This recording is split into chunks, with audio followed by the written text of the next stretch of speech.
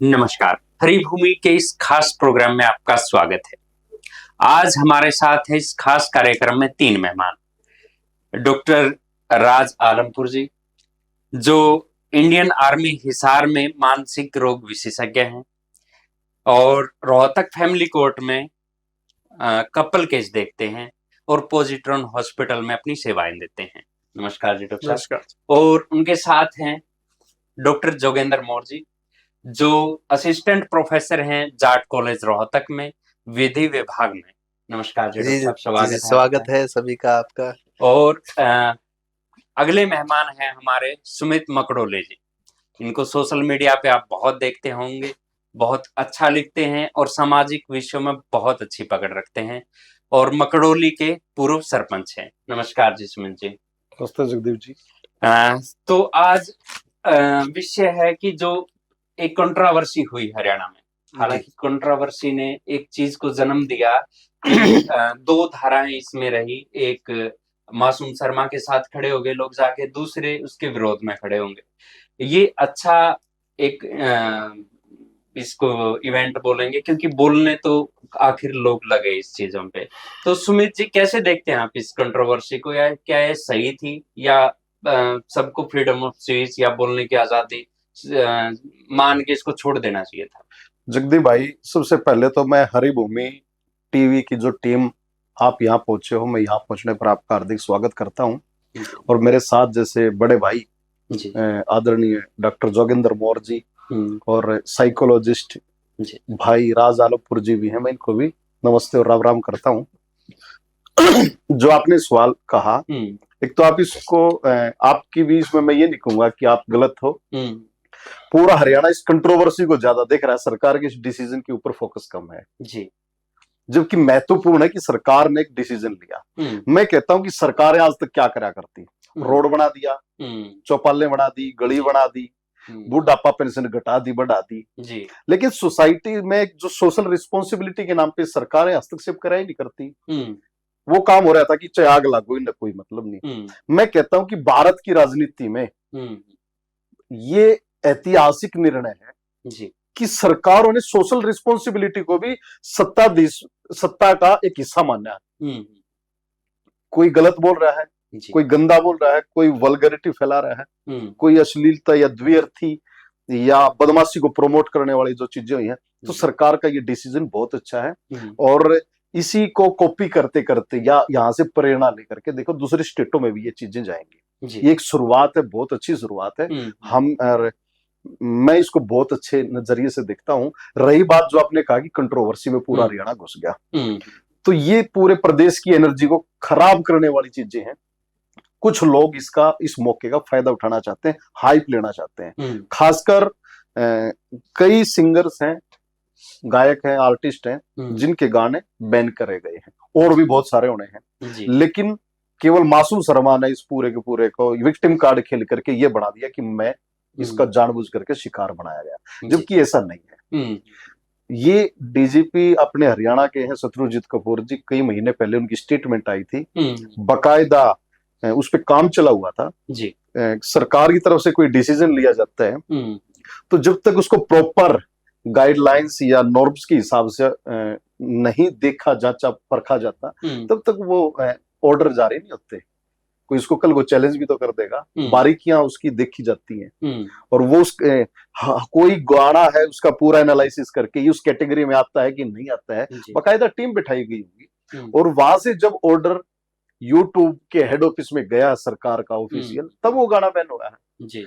तो और भी बहुत सारे गाने बैन होने हैं। तो कंट्रोवर्सी तो अपना फायदा, पर्सनल आर्थिक फायदा, क्योंकि हमारे देश में एक बहुत गलत परंपरा क्या पड़ गई है कि आप कंट्रोवर्सी का हिस्सा बनो, चाहे नग्नता दिखा के, चाहे गंदा बोल के, चाहे असभ्य बोल के, और हाइप लो आप, यानी कि आपको बहुत सारे लोग जानेंगे जी। कुछ दिन पहले एक महिला बहुत ज्यादा वायरल होगी, वो बस इतना ही बोल के वायरल होगी कि किस कलर की चड्डी पहने हो, पूरा इंडिया उसको जानने लगा। कुछ दिन पहले पूनम पांडे जैसी एक अदाकारा आर्टिस्ट है, उसने भी भाई अपने जानबूझ करके एक स्क्रिप्टेड ऐसा वो दिखाया कि वो बहुत ज्यादा मस्त फेमस होगी। जी तो ये चीप लेवल की इनकी एक्टिविटी है, ये हाइप लेने के लिए ऐसा करते हैं। इस कंट्रोवर्सी को मैं उसी परंपरा का हिस्सा मानता हूँ। जी। डॉक्टर साहब, डॉक्टर जोगेंद्र मौर्य जी, आप विधि विभाग से हैं, तो इसको किस नजरिए से देखते हैं कि जो ये सवाल उठा है कि 1, 2 या 3 के क्यों, और लोग जो फिल्मों में भी आप बात करेंगे तो उसमें भी फिर वो कंट्रोवर्सी अश्लीलता है। देखिए जगदीप जी, पहले तो मैं आपको साधुवाद देता हूँ रिभूमि के टीवी चैनल्स को जी। कि एक ऐसे संवेदनशील मुद्दे पर हम बातें कर रहे हैं और अच्छे पैनलिस्ट मेरे साथ बैठे हैं जी। और अब तक जितनी भी बातें हो रही हैं गंभीरता की बातें कम हो रही हैं और सतही बातें बहुत हो रही हैं, जो चीजों को गलत तरीके से प्रस्तुत करने की बातें जो जिस तरीके से हो रही है। अब 3 विषयों को इसमें गालमेल किया जा रहा है। जी। पहली बात तो देखिए, आप गलत करके दूसरे की गलती को कह के अपनी गलती को ठीक नहीं ठहरा सकते। एक चीज गलत है तो वो गलत है। चोर चोरी करके क्या ये कह सकता है कि दुनिया चोरी करने लग रही है इसलिए चोरी करूंगा, जो गैर कानूनी है। जी। एक समय में जो विधि के विरुद्ध गैर कानूनी जो बातें थी, अपराध जो था, उसकी जो परिभाषा थी वो ये थी कि जो नैतिक मूल्यों के विरुद्ध बात है, सामाजिक मान्यताओं के विरुद्ध वो बात है, वो अपराध है। आज अपराध की परिभाषा बदलती है। आज परिभाषा बदलती है कि जो राज्य है वो जो नियम बनाता है और उस नियमों की परिधि में जिस कर्म को, जिस कार्य को रखता है और जिसको ये कहता है ये कार्य करना प्रतिबंधित है, वो अपराध है। तो राज्य को लग गया। और कानून कब बनता है, नियम कब बनते हैं? लिखित रूप से नियम जब बनते हैं जब कोई नैतिक मान्यताएं कमजोर हो जाती हैं और मोरल वैल्यू जब कमजोर होने के बाद तो वहां आवश्यकता होती है। कितनी बार आपने देखा होगा, निर्भया वाला केस हुआ दिल्ली में, उसके बाद 2013 का जो क्रिमिनल अमेंडमेंट था, आपराधिक संशोधन था, उसके अंदर बहुत से संशोधन आए। कब आए? वो घटना घटित होने के बाद आए ना।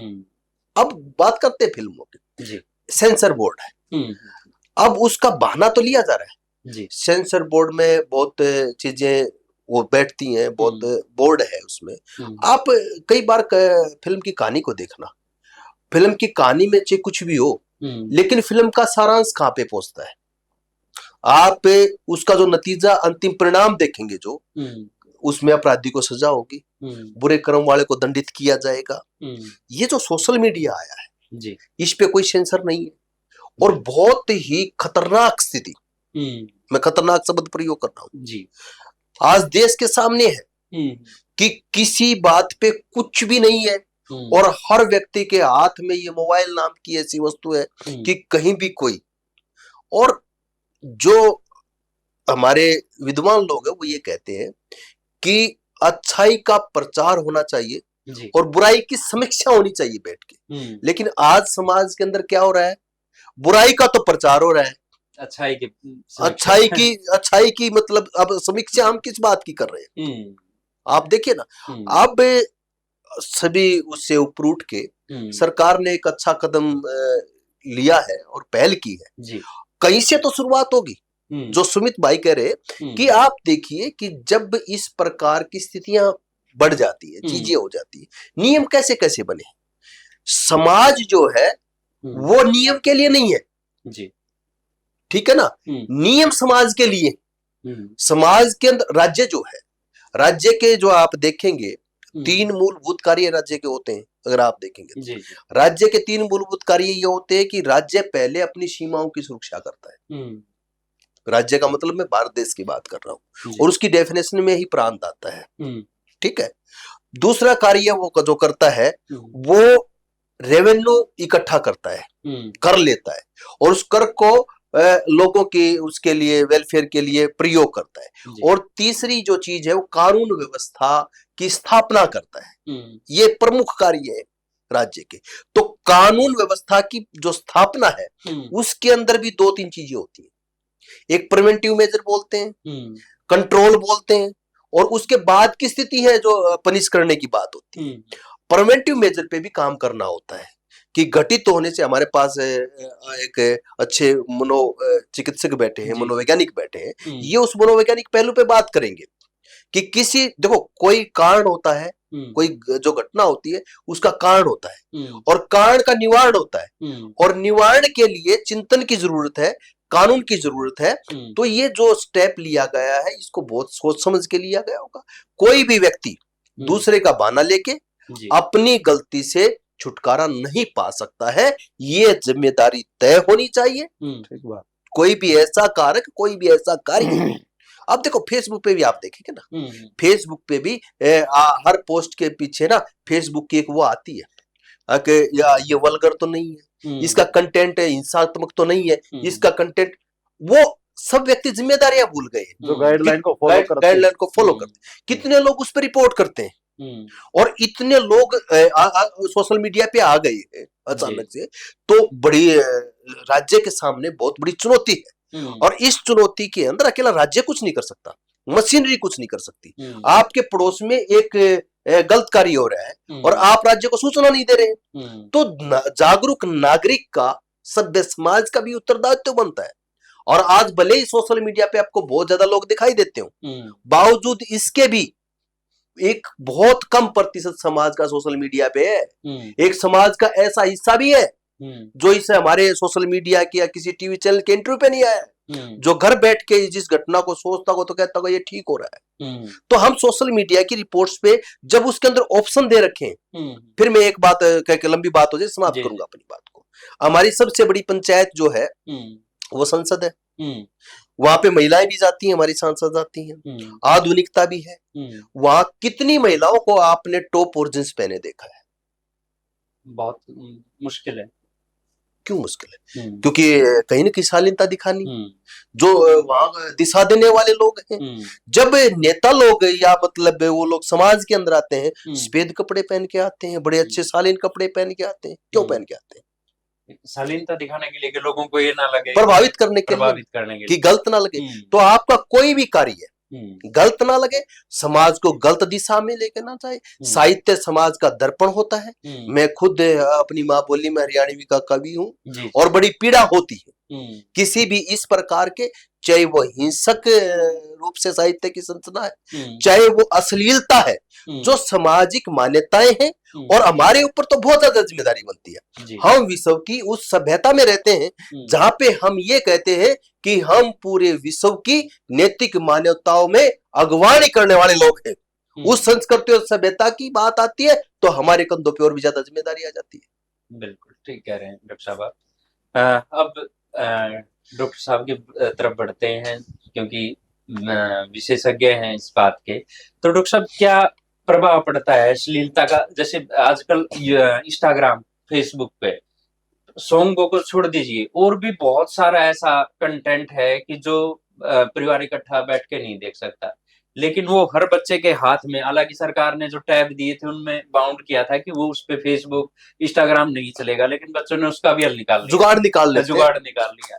तो कितना प्रभाव इस समाज पे पड़ता है अश्लीलता का? कितना का उत्तर आता है कि एक ना के बराबर प्रभाव बचता है। सारा प्रभाव इस बात का है, मोटी भाषा भी समझो कि हमारे आसपास के 5 लोग यदि करोड़पति हैं और आप उनमें बैठने लग जाओ, तो इस बात की संभावना बढ़ जाएगी कि 6ठे करोड़पति आप बनेंगे। ठीक इससे उल्टा, यदि आपके 5 दोस्त निकम्मे, तो 6ठे निकम्मे आप बनने वाले। मुझे लगा कि ये बात डायलॉग ही है क्या, तो अपनी रोहतक में किला रोड है। तो एक दफा जब मैंने करियर की शुरुआत की तो मुझे लगा क्या ये सच में जो इंसान बोलता है वो खुद बोलता है या उसके आसपास का माहौल उसे प्रभावित कर देता है।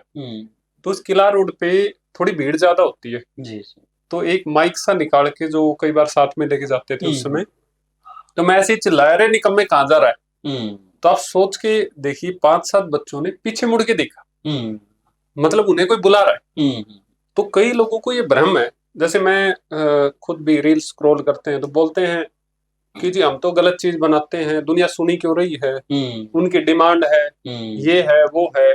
आप बहुत मोटी भाषा समझ लीजिए, हमारे आसपास जो चीज तैयार होगी हम उसी के प्रोडक्ट हैं। ये भ्रमित है कि मेरी एक सोच है, मेरा एक काम है, जैसे बहुत सारी रेफरेंस हम दें तो एक आईएस इंस्टीट्यूट के मालिक बोलते हैं कि इलोन मस्क भी यदि पैदा हुए ना, तो कोई यूपी के कोने में वहां से पैदा नहीं हुए, ये भी एक अपॉर्चुनिटी है कि वो अमेरिका में वहां माहौल है ऐसा।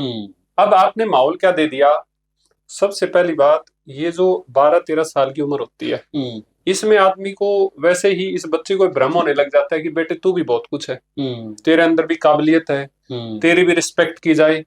जैसा डॉक्टर साहब ने बोला, बकटोले जी बात कर रहे हैं कि इसके ऊपर कोई गाइडलाइन ही नहीं है, कोई रोकने वाला ही नहीं है इस बात को। तो फिर क्या है, एक छोटा सा बच्चा इस तरीके की बातें करेगा जो मैच्योरिटी की हैं। आप सोचो बचपन में यदि वो चीज सीख ली जो जवानी में सीखनी होती है, कितनी समस्या पैदा होगी। मैं क्लिनिक में बैठता हूँ, आपकी यदि मैं आसपास बात करूं तो आपके नीचे से जमीन निकल जाएगी जब आप ऐसे केस सुनते हैं। हम बहुत पहले ऐसे सुनते थे कि चाचा ने भाई अपने बच्चे पे ट्राई किया, एक लड़की है घर पे, ये बहुत पहले की बात। शुरू शुरू में हमने सुना कि भाई कोई एक आधा होगा ऐसा। आज अभी कल की मैं बात बता रहा हूँ, कल एक पिता ने अपनी बेटी के ऊपर सेक्सुअल हरासमेंट की ट्राई की, और वो कहाँ जाए वो बच्चा। अब वो काउंसलिंग कराने आ रही, किसकी काउंसलिंग, कहाँ से हुआ जी?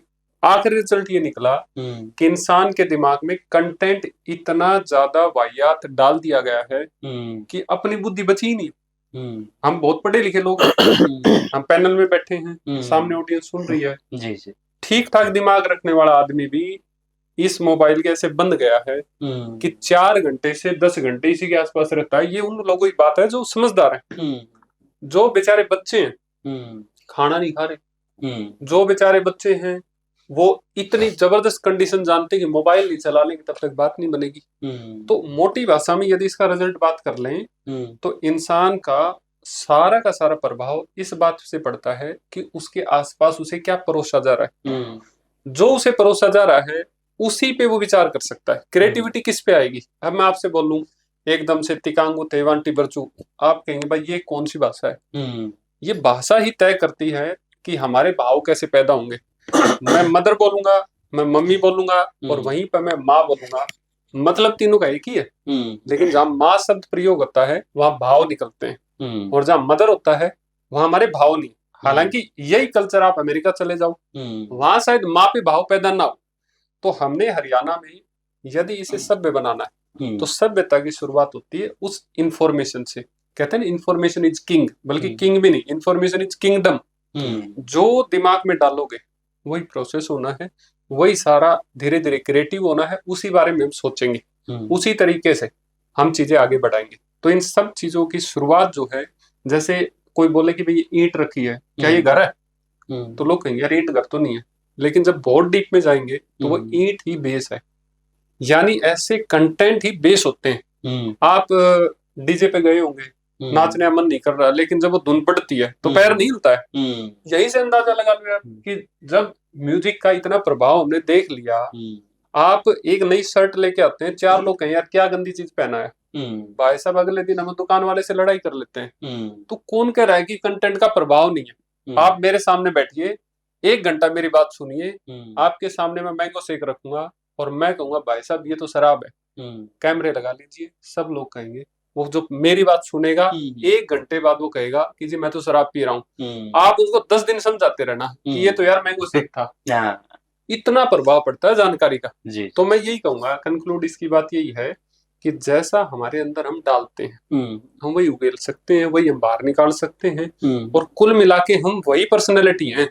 इस भ्रम में मत रहिए कि बेटे मैं तो अलग आदमी हूँ भाई, मेरे को तो बहुत ज्यादा जानकारी होगी।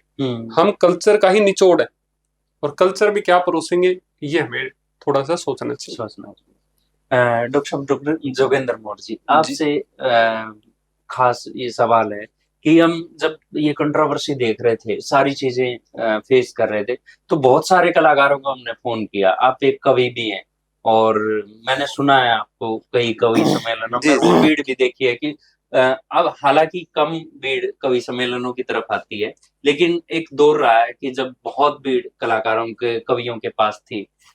लेकिन जब इस कंट्रोवर्सी के लिए कलाकारों से बात होने लगी तो सब पीछे हट रहे थे कि मेरा नाम ना आ जाए कि उसके खिलाफ बोल रहा है। जो ये डर है खिलाफ बोलने वाला, ये आप कब से महसूस कर रहे हैं कि ये डर क्यों आया कलाकारों में खासकर? देखिए, कई बार सब समाज के बहुत पहलू हैं। जो अपराध आज आप देखिए कि इस स्वामी दयानंद ने एक बार कहा कि इस देश का जो विनाश है ना, वो दुर्जन लोगों की दुर्जनता ने इतना नहीं किया जितना सज्जन लोगों की उदासीनता ने किया है। ठीक है, तो जो ऐसे व्यक्ति होते हैं, सभ्य लोग होते हैं, वो कम डेर होते हैं बुराई के खिलाफ। और जब से ये व्यवसायीकरण हुआ है साहित्य का, मनोरंजन का व्यवसायीकरण हुआ है, कहीं ना कहीं जो बहुत ज्यादा जमात है आज कलाकारों की, बहुत कम ऐसे लोग रह गए हैं वो किसी न किसी साहित्यिक कमजोरी में संलिप्त ना हो।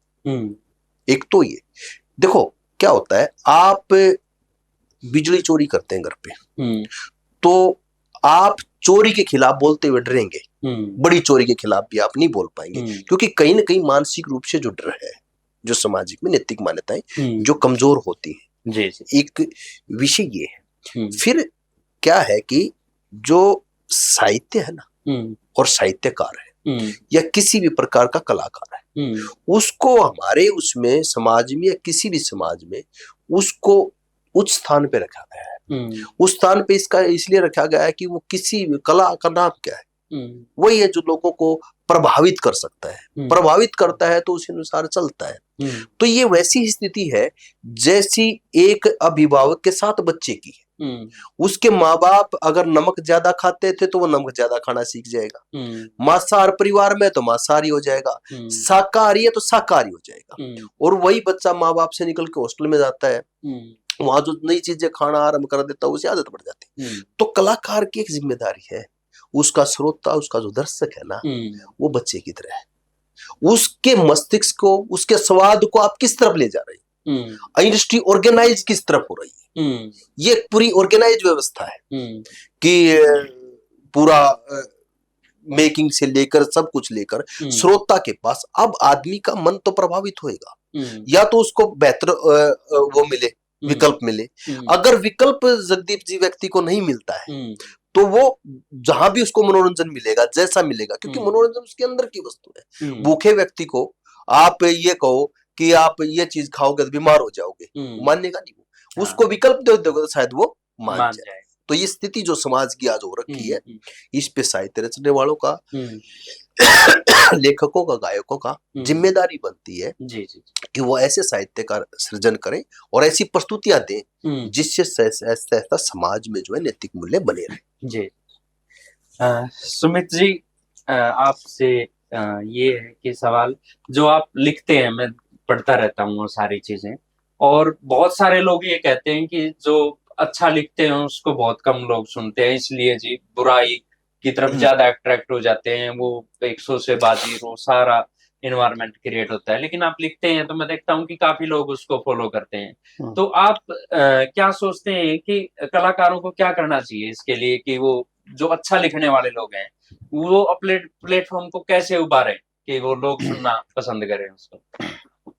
पता है जगदीप भाई, एक झूठ को जब 100 बार बोला जाता है ना, तो लोगों की नजर में सच हो जाता है। लोग हो नहीं जाता है, लोग उसको सच मानने लग जाते हैं। तो और ऐसे ऐसे एग्जाम्पल हमने देखे हैं। जिस दौरान कोरोना था, किसी ने कहा कि वो कुंडी में सोटा खड़े हो जाए, लोग ठाल लिए थे, अपने घर बैठे थे, बोले सब बगे सोटे खड़े होने लगे। हाँ। एक बार देश में गणेश ने दूध पिया, फिर सारे देश में गणेश दूध पीने लग गया। एक बार किसी एक की महिला की चोटी कटी, सारे देश में चोटी कटने लगी। एक ने किसी ने अफवाह उड़ा दिया तो चांद उल्टा है, सारे ने कहा हाँ चांद उल्टा है। तय में कोई नहीं जाता, चांद देखने की फुर्सत किसी को नहीं है। आजकल की जनरेशन तो वैसे भी भाई रोशनी में ही रही है। तो कहने का भाव क्या है कि जिसने भी ये बात कही है ना कि अच्छा सुना नहीं जाता, लोग गंदा गाना, असभ्य गाना उसी को लाइक करते हैं, ये एक नैरेटिव जानबूझ के सेट कर दिया गया है।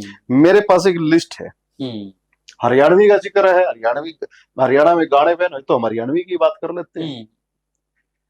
जो गाने बैन हुए हैं वो जिन आर्टिस्ट के थे उनसे अगर पूछो तो वो कहेंगे कि 100 मिलियन चला गया था, 150 मिलियन था, इतना था, उतना था। भाई मेरे पास तो लिस्ट है। 52 गज का दामन, ये गाना 1600 मिलियन गया है, 1.6 बिलियन। इंडिया का मेरे ख्याल से सेकंड या थर्ड गाना है, सेकंड गाना जो वर्ल्ड वाइड इतना पॉपुलर है। बॉलीवुड को भी पीछे छोड़ दिया। इंडिया का पहला गाना जो 1 बिलियन की कैटेगरी में गया था वो पंजाब का लौंग इलायची था, वे तो लौंग वे इलायची, है ना जी। वो फर्स्ट इंडियन सॉन्ग था। यानी कि देखो लोग किसको लाइक कर रहे हैं, अच्छे गाए हुए को लाइक कर रहे हैं। तो 52 गज का दामन, पैर में मटक चालू की, एक सभ्य गीत है। तो जो लोग ये कहते हैं कि भी लोग लाइक नहीं करते तो इसको कैसे लाइक कर लिया। मैं आगे बताऊं, खासा वाला 4 एक सिंगर है, उसका गाया हुआ गाना है फादर साहब, उसकी 578 मिलियन व्यू है। बहू काले की एक गाना है, 777 मिलियन व्यू है। जो टॉप रैंकिंग पे हरियाणवी गाने चले हुए हैं वो तो सारे अच्छे अच्छे गाने चले हुए हैं। जो बदमाशी कल्चर को प्रमोट करने वाला तो एक भी गाना इस कैटेगरी में नहीं जा रहा है। और आगे चलो, उड़ा उड़ा रे कबूतर मेरे ढूंगे में बैठा, 500 मिलियन व्यू है। और आगे आप आ जाओ, सपना का गाना आया था जड़े, तने छाती कल, तू छाती कल आ गया रही है, ताबीज बना लू तने। वो अपने पिया को, अपने भाई घर वाले को, अपने भरतार को कहने लग रही है।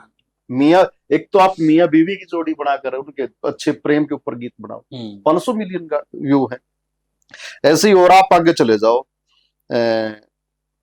जय वीरू है, फौजी फौजन है, मटक चालूंगी, फिल्म चंद्रावल देखूंगी, सारे 150 200 मिलियन व्यू। केपी कुंडूर का गाया और दबिया नहीं करते, 150 मिलियन व्यू है। द विलेजर है, 150 मिलियन है। तो जो आपने जो बात कही ना वो बहुत बढ़िया बात कही थी। ये जो फड़दुल्ले से लोग है ना, फुकरे छपरी टाइप के टपोरी, इन लेकिन वो कर दिया कि लोग सुनना चाहे हैं। अरे लोगों की पसंद थोड़ी पूरी करनी है, तुम लक्ष्मण रेखा थोड़ी पार करोगे, तुम जो समाज के ढांचे को थोड़ी तोड़ोगे। लोग सुनना चाहे, यूथ तो पोर्न मूवी भी देखना चाहे, तो क्या तुम पोर्न मूवी बना के देने लग जाओगे। नोएडा में एक मियाँ बीवी पकड़े है ना, जो अपने घर पे बता रहे हैं कि स्ट्रीमिंग से कोई विदेश से उनको पैसा मिलता था, फंडिंग होती थी, 18 करोड़ रुपया तो उन्होंने कमा लिया पोर्न मूवी का। वो लड़कियों को फेसबुक सोशल में और सब सोशल मीडिया से बुलाते थे कि दिल्ली के आसपास लड़कियों के जॉब के लिए संपर्क करें। लड़कियां संपर्क करती थी, वो उसको ट्रैप में फंसा के पोर्न मूवी का उन्होंने धंधा खोल रखा था। 18 करोड़ रुपए कमा लिए। मारा आड़े को बिला मारा, 5 करोड़ का नुकसान हो गया। तारे 5 करोड़ का तो भरपाई हो जाएगी, तुम भी पोर्न बना के चालू कर दो। और पोर्न दूसरे की क्यों बनाओ, अपनी खुद की बनाओ। मैं 100% कहूं कि ये हरियाणा के स्टार अपनी खुद की पोर्न बनाओगे, 10-10 करोड़ रुपए कमाओगे। और सुनो, कब कमाओगे, उसकी डिमांड है, उसको लाइक करेंगे लोग, चाहेंगे लोग। मेरे वर्गीय दौर फोन करके कहेंगे बच्चे दौरत में दरे भेजिए भाई। कहने का भाव ये कि डिमांड क्या है, डिमांड की सप्लाई थोड़ी करनी है आपने। आपने ये देखना है कि ठीक और गलत क्या है, और ना तो वो बात ठीक कि लोग सुनना। अब विधानसभा में भी अरविंद शर्मा मंत्री हैं भाजपा सरकार में। मैं तो भाजपा सरकार को भी कहने लग रहा हूँ, मुख्यमंत्री जी को कहने लग रहा हूँ कि जब तक तारे मंत्रिमंडल में सहमति नहीं बन जाती तो हम ये डिसीजन ले क्यों हो।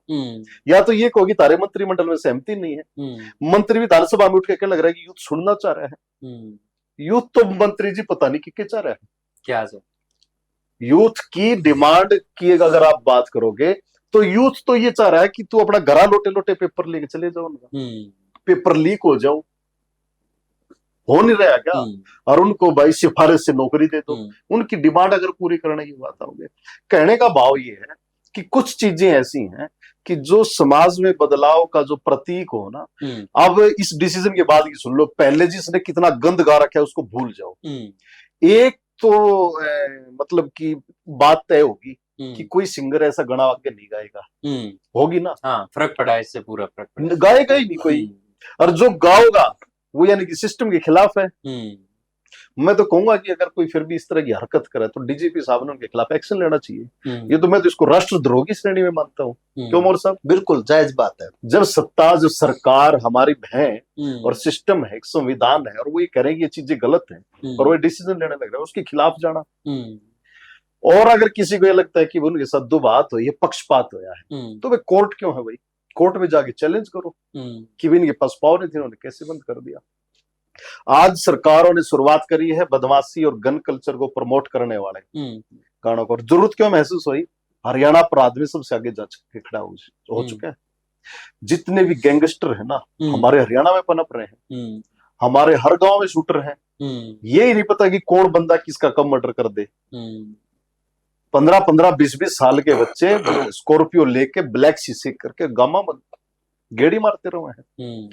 क्यों मारते रहे हैं?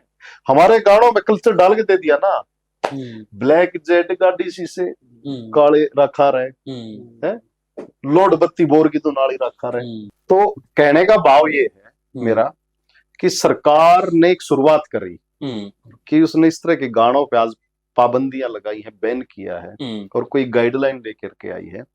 एक टाइम ऐसा आएगा कि वो द्व्यर्थी और अश्लील गाने वालों पे भी कोई ना कोई और एक कदम आगे बढ़ाएंगे। जो डिजिटल अपने प्लेटफॉर्म है, सोशल प्लेटफॉर्म है, उसमें आपका भाई इंस्टाग्राम भी है, यूट्यूब भी है, उनपे शॉर्ट आते हैं, फेसबुक है, तो वहां भी जो कंटेंट क्रिएटर हैं और जो व्लॉग बनाते हैं या कोई रील बनाते हैं, उनके लिए भी कोई ना कोई गाइडलाइन आएगी। हम उम्मीद इस तरह के डिसीजन के बाद ही तो उम्मीद कर सके हैं एक पॉजिटिविटी मतलब सेट हुई है। और ऐसा पहले भी होता रहा है, ये मत मानो कि ये नहीं हुआ है। टिकटॉक बंद हुआ, पूरे इंडिया में बंद हो गया, बिल्कुल, और पूरे देश ने एक सुर में कहा कि बहुत अच्छा हुआ। तो मैं तो ये कहूंगा कि टिकटॉक की तर्ज पे ये इंस्टाग्राम है, इस इंस्टाग्राम का भी शटर डाउन कर दो तो बहुत अच्छा हो जाए। और यो फैसला तो देखो अपना हरियाणा सरकार तो ले नहीं सकती, ये फैसला तो है अपनी सेंट्रल गवर्नमेंट है, भारत सरकार है, उसका है। तो ये कुल मिलाकर के मेरे अपने पर्सनल ओपिनियन में ये बहुत अच्छा डिसीजन है। और अपने बचाव में कोई भाई वाहियात सी बातें अगर बेतुके तरक अगर कोई देता रहो तो देता रहो। हकीकत बात ये हर सभ्य समाज का कोई सभ्य इंसान उसको पता है कि ये ठीक हुआ है। जगदीप जी छोटी सी बात देखिए, एक आदमी नहर पे पटड़ी पे टहल रहा है जी, एक आदमी नहर में डूब रहा है, और जो पटड़ी पे टहल रहा है उसको तैरना आता है, लेकिन वो डूबते हुए व्यक्ति को नहीं बचाता। कोई कानून उसको सजा नहीं दे सकता, लेकिन समाज क्या कहेगा? नैतिक मान्यताओं की जिम्मेदारी क्या है, समाज की जिम्मेदारी क्या है? फिर दूसरी बात जो सुमित जी बात करें उसके साथ ऐड रहा हूं, जो तकनीक होती है, टेक्नोलॉजी होती है, वो अभिशाप भी और वरदान भी है। जहां आज ये तकनीक हमारे लिए अभिशाप बनी है, एआई आया है, तो एआई के पास तो इतना कंटेंट है, जब अगर उसको अश्लील कंटेंट कहेंगे तो उसको पता अश्लील कंटेंट किसको मानते हैं। तो कोई ऐसा सॉफ्टवेयर डेवलप हो सकता है कि जो भी अश्लील कंटेंट डाले, चाहे वो फेसबुक पे डाले, चाहे यूट्यूब पे डाले, चाहे इंस्टा पे डाले, या कोई हिंसक प्रवृत्ति का डाले, जो समाज की ऐसा सॉफ्टवेयर डेवलप किया जा सकता है मनोवैज्ञानिकों को साथ लेकर कि जो मानव मस्तिष्क पे दुष्प्रभाव डाले, सॉफ्टवेयर अपने आप उसको उठाए नहीं, वो अपने आप डिलीट कर दे। हालांकि कुछ सेंसरशिप है जब वो टिक करते हैं ना सारी चीजें, और वो उसको और स्ट्रिक्ट करने की जरूरत है। जो और ठीक बात तो जैसे मोर साहब ने कहा कि नैतिक जिम्मेवारी, जो नहर वाला उदाहरण दिया, वो इस प्रकरण पे सटीक बैठता है कि ये मत देखो कि भाई पॉलिसी गाइडलाइन या सरकार की वो क्या है, आपकी खुद की भी एक नैतिकता बनती है जी, जिम्मेदारी बनती है। तो डॉक्टर साहब आपका क्या सजेशन है कि इसको किस तरीके से इम्प्लीमेंट किया जा सकता है कि नौजवान जो लोग हैं उनकी मेंटलिटी किस तरीके से पॉजिटिव वे में ले जाई जा सकती है? बिल्कुल, ये आखिरी बात यही है कि यदि कलाकार उस बात को नहीं पकड़ पा रहे कि भाई हमें तो वो परोसना है जो अच्छा है बुरा है, उनको ये समझ नहीं आ रहा कि अच्छा बुरा नहीं देखना होता भाई, सही गलत देखना होता है। अच्छी तो भाई नींद भी लगती है, और बुरा तो हम किसी को इंजेक्शन लगाते हैं वो भी अगले को लग रहा है, लेकिन यदि वो बुरी चीज अगले की भले के लिए, यानी अच्छे बुरे से ऊपर उठ के सही गलत यदि कलाकार नहीं देख रहा, तो अब बात आ जाती है सुनने वालों पे या जनता पे। मोटी बात करें तो कोई अच्छी चीज यदि देखते हैं तो वो दूसरों को शेयर की जाए। दूसरी चीज, हम यदि सामने कलाकार कुछ गलत कर रहा है, या कलाकार नहीं बल्कि कोई भी कंटेंट क्रिएटर है, वो कलाकार की बात नहीं है, कुछ भी गलत आ रहा है, हमारे पड़ोस में भी यदि लग रहा है ना वो फलाना आदमी गलत है, तो हम अपने बच्चे को सोचते हैं यार ना बेचे, तो ठीक ऐसे ही जब हम कहीं बाहर खाना खाते हैं, हम सोचते हैं यार यहाँ तो धूल उड़ रही है, यहाँ तो मैं नहीं खाऊंगा।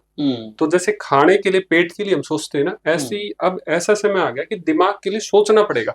क्यों सोचना पड़ेगा? आप देखो, बच्चे को बोल रहे हो चिंटू इधर आ खाना खा ले, इधर आ खाना खा ले, 20 बार बोल लिया चिंटू, लेकिन चिंटू को वर्चुअल ऑटिज्म हो गया है। वर्चुअल ऑटिज्म एक ऐसी स्टेज है जिसमें बच्चे की कंसंट्रेशन खत्म हो चुकी है। मतलब इस बच्चे को थोड़े दिन बाद ही इस घर से बाहर निकलते समय डर लगेगा। 90% लोग अपनी लोनलीनेस खत्म करने के लिए रील देखते हैं 1 घंटा सोच के, बल्कि एक भी ज्यादा कह रहा हूं, कई लोग तो बोलते हैं 15 मिनट एंजॉय करना है। कब 4 घंटे में बात कन्वर्ट हो जाएगी पता ही नहीं लगेगा।